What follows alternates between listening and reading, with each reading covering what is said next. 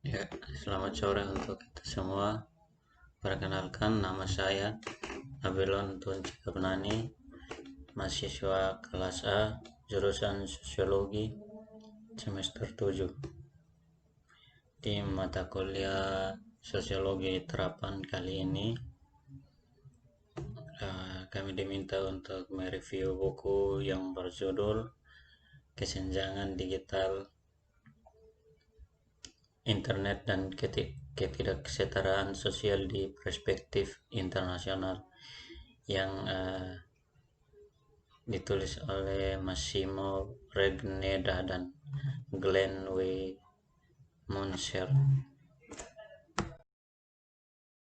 Ya, langsung saja kita mau masuk pada buku Kesenjangan Digital. Yang perlu kita ketahui yaitu apa itu kesenjangan digital. Jadi, kesenjangan digital adalah kesenjangan ekonomi dan sosial terkait akses, penggunaan atau dampak teknologi informasi dan komunikasi. Kesenjangan antar negara seperti kesenjangan digital di Amerika Serikat dapat mengacu kepada kesenjangan antar individu, rumah tangga, bisnis, atau wilayah geografis, biasanya dengan tingkat sosial ekonomi yang berbeda atau kategori demografi lain. Kesenjangan antar negara atau kawasan dunia disebut kesenjangan digital global, yaitu kesenjangan teknologi antar negara berkembang dan negara maju di tingkat internasional. Kesenjangan digital atau digital divide atau digital gap atau sering dipertukarkan pula dengan istilah kesenjangan teknologi, merupakan kesenjangan ekonomi dan sosial terkait akses penggunaan atau dampak teknologi informasi dan komunikasi. Kesenjangan ini dapat mengacu pada kesenjangan antar individu, rumah tangga, bisnis, atau wilayah geografis, biasanya dengan tingkat sosial ekonomi yang berbeda atau kategori demografi lain. Fenomena ini terjadi jika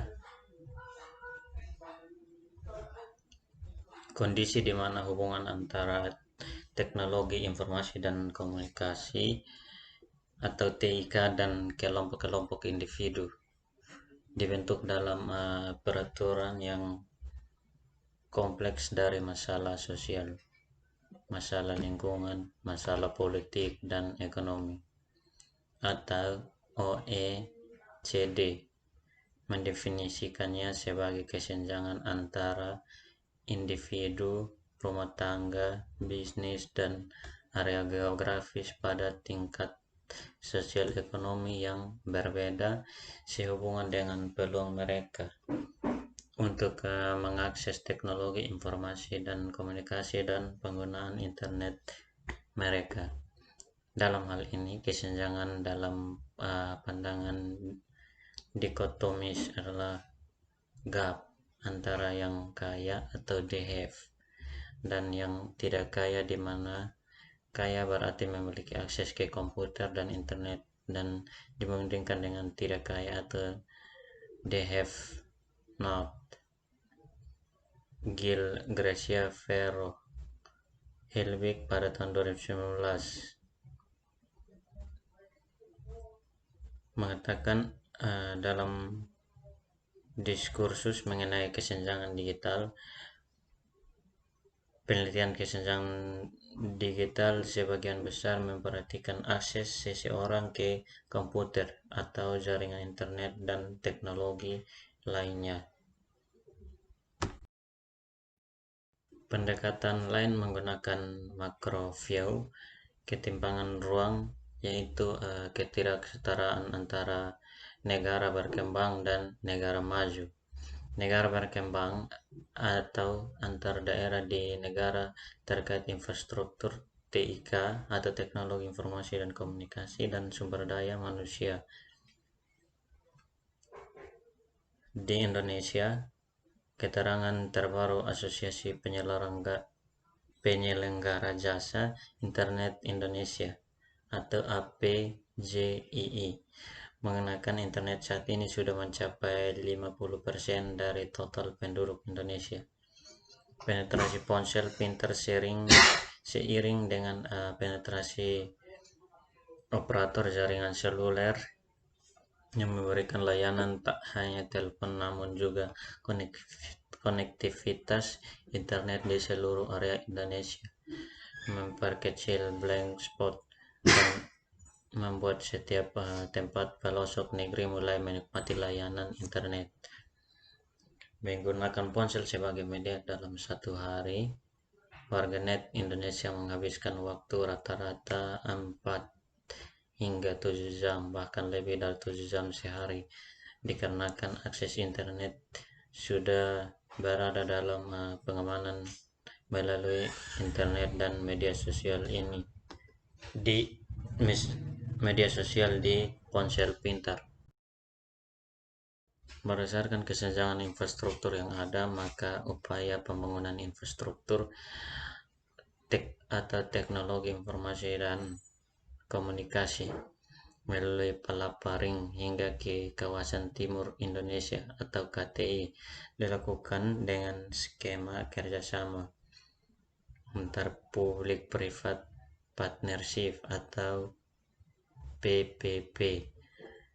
Dikutip dengan Sekretaris Jenderal International Telecommunication Union atau ITU, Ho Lin Sao memuji pendekatan yang dilakukan Indonesia. Hanya saja, masalah bukan mengenai infrastruktur saja, karena selain kesenjangan infrastruktur, kesenjangan digital yang terjadi adalah perbedaan bagaimana menggunakan internet dengan baik atau safety internet, penggunaan internet yang dapat menunjang diseminasi ilmu, pengetahuan, kreativitas, dan selanjutnya menjadi alat pengungkit perekonomian dengan memanfaatkan kemudahan internet yang tanpa batas. Hal ini juga menjadi kesenjangan antara desa, kota, dan kawasan timur dan barat Indonesia, utamanya Jawa dan luar Jawa. Statistik menunjukkan grafik data pengguna internet yang diterbitkan oleh UIR Sosial pada tahun 2018 masih menyoroti kesenjangan antara mayoritas penggunaan internet sejumlah 72,41% adalah kalangan masyarakat urban. Dapat ditebak pemanfaatan antar urban atau perkotaan dan rural atau pedesaan pun berbeda sangat jauh. Jadi hubungannya dengan masa pandemi atau masa COVID-19 yang hampir 1 tahun menyerang, dimulai dari kota Wuhan, Cina, sampai sekarang menjadi wabah yang menyebar ke seluruh belahan dunia. COVID-19 ini berhasil menimbulkan krisis kesehatan secara global yang berpengaruh terhadap kehidupan sosial, ekonomi, dan pendidikan. Tentunya hal ini juga terjadi di Indonesia dan menyebabkan berbagai aktivitas terhenti. Dan di masa pandemi ini muncul aturan di mana masyarakat harus menjaga jarak minimal 1,5 meter untuk menghindari penyebar luasan virus corona ini. Oleh karena itu, masyarakat Indonesia dipaksa untuk stay at home atau di rumah aja dan melakukan berbagai aktivitas dari rumah seperti belajar dan dari rumah secara daring atau online, WFH, work from home, atau bekerja dari rumah, dan beribadah dari rumah.